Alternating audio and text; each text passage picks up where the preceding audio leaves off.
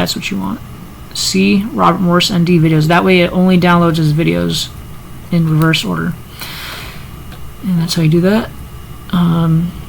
So let me go back over here and click on this and see what I wrote here. So the awesome thing about this is you can easily find a way to search all the subtitle files and description files, not just the file names for any word mentioned.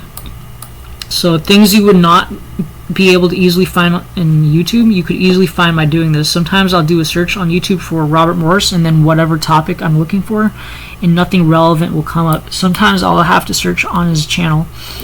But this way, with all the subtitles and description files downloaded, I could easily find a way to search the actual contents of each file if I wanted. So you can basically find things that a regular YouTube search on both YouTube or even on his channel would not show, because you're actually searching the individual subtitle files themselves and the description. I don't know if searching YouTube on either his channel or the regular YouTube search would search the description by default, but it certainly cannot search and will not search the subtitles. And so that's the benefit to this, is you can search all the subtitles, you can search everything by doing this. So that's basically it. I also have a bunch of other files, other commands and scripts and stuff. Hold on. So here are my other files that I have, that I've, just some things that I saved.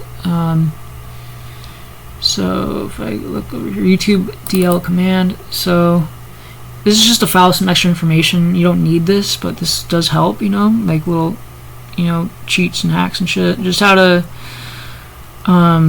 take it a step further if you want. I might be able to include a link to this in the description. So I forget what this all is. I have to read over it. This is actually helpful if anybody downloads. Is usually useful if downloading audio with extract audio. I forget what this is. I'm sure most courses have worked this out themselves. You can also redirect the whole loop to avoid multiple file overwrites. Place. I believe. Yeah. Okay. So I believe what this does is this generates an archive file, but it names it download.txt. You would have to rename it to archive. So say for example you forgot to tell it to generate an archive file, you can generate one after the fact. So this will create an archive file, I believe. So that's really useful to have. So these are just little things that I found Googling, searching the internet. This might help you, although it might also confuse you. Again, I would recommend adding me on Skype. My username is redeemmp, redeemp, 2 M's. So it's redeemmp. Python script to clean up subs. This one I haven't tested yet. This one will make the subtitle file all just one big block of text instead of like the weird subtitle format. So that's pretty cool. Download playlist, YouTube channel.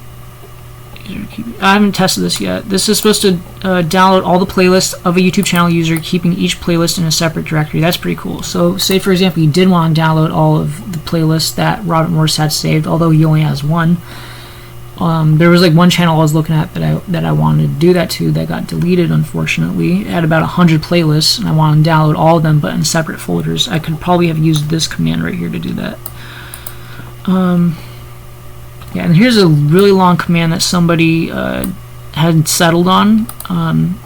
If you would probably have to combine some of what I told you with this in order to get the same effects that you wanted, but combined with whatever this person did. I have not yet tested this. The explanation is here in this Reddit link above, so space that out. So if you want to check this out, I might put that in the description. And here's my command I just went over. This one is like the one that I've settled on so far. You might be able to combine this one with this one. Yeah, so I'm not going to spend any more time on this. Let me just go over here and just show you an example of how this looks when you run it. Let me just make a new terminal. Okay, I didn't create the loop file, so let me show you how you do that. So you put a text file like this. This is on Linux, by the way. So you put loop.sh. just like that. And then you open it up, and then YouTube DL commands it. No, this is it. So put while true do. I'm gonna have to put this in this file over here too. So this is to loop the command I've created above. Alright. Put this in a shell file for Linux. Alright, so just go ahead and let me put that up here. Just like that. Okay. So over here, just paste that in. Get rid of that. And then I'm gonna go ahead and paste in Robert Morse's YouTube video here from YouTube.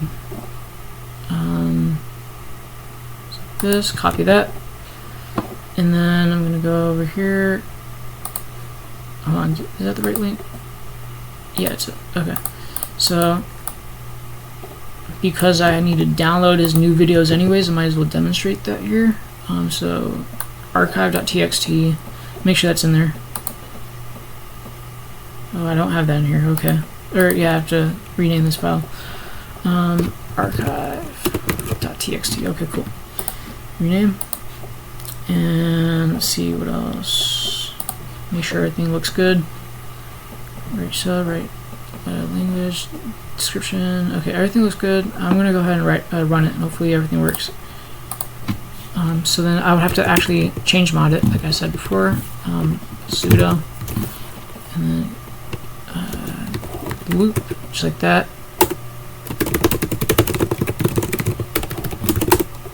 And then run this command next to make it executable. And all I gotta do is just write the name of the file like that, and then hit enter, and then just watch it go. So I'm gonna full screen it so you can see. You see how long this video is. Oh damn, 21 minutes, okay.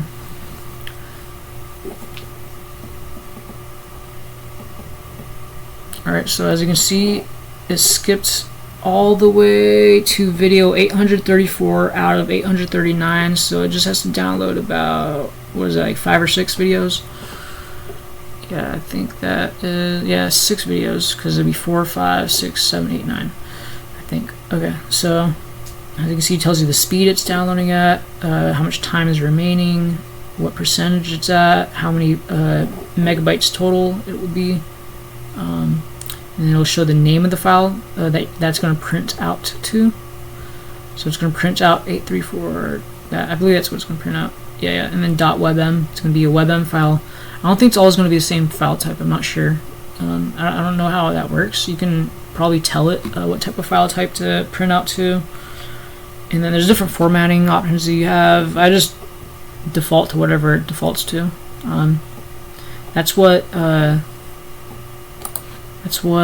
this command at the very top is like mainly all about. It's like, you know, getting the best format available according to this person's standards. It's very interesting if you want to give this one a read. It's pretty long though, but it's still very interesting. But I just want to get the video, you know. I don't care that much about it right now. So yeah, you can see it writes the description first, it looks like, and then it writes the subtitles second, and then it downloads the video. So, and this is whatever merging format. Sometimes you'll come across errors, and then usually the loop is able to get past that. It's able to get past any errors. I do remember in the past I did have to put this command in. So I would just have to put -F and then best. I don't know if I need to do that anymore. Or what that did, and I forget what error that fixes. I think that just has something to do with the formatting, but for some reason it fixed this one error that I had. You can try that if you ever get an error that the loop file is not able to get past.